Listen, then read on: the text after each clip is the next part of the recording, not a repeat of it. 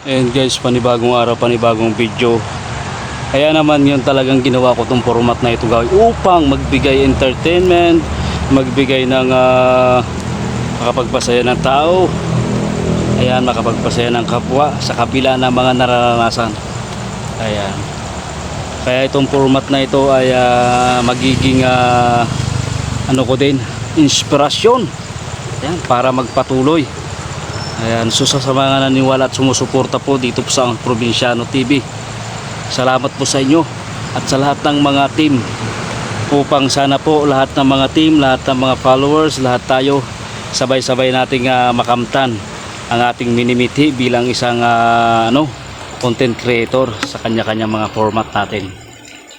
Upang magbigay inspirasyon, magbigay entertain, magbigay ng vibes, magbigay ng mga nakakaaliw, nakakapagtanggal ng mga pagod. Ayan.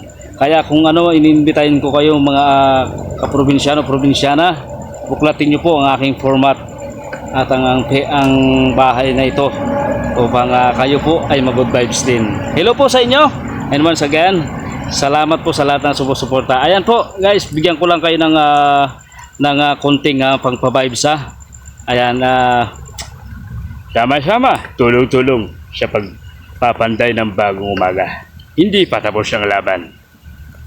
Palirama, kapag puno ng syarap, kaya ng kalusin. Malapit na kitang kalusin. Ayan, yung mga boses na yan yung isa rin nating binibigay pampapagood vibes sa mga ating mga taga-suporta. Ayan din, nandyan din ang it's nice to be back. Magbago na kayo mga tol. It's Lover Boy. Ayan din yung mga isang boses na pumatok din ang ating mga ang ating mga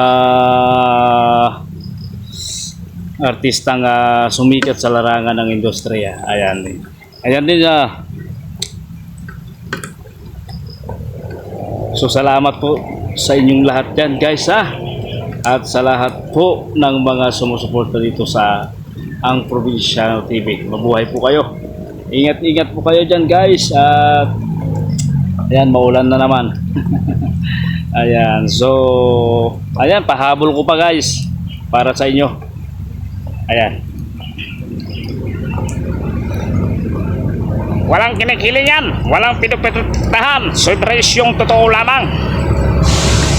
Dahil ang hindi natutulog ang balita 24 oras. Ito po ang inyong lingkod, Mike Enriquez. Pasok! Ayan. So hello sa inyo dyan. Thank you. Ayan guys, ang format mo, ang magiging daan mo patungo sa iyong hinangad at tinimiti.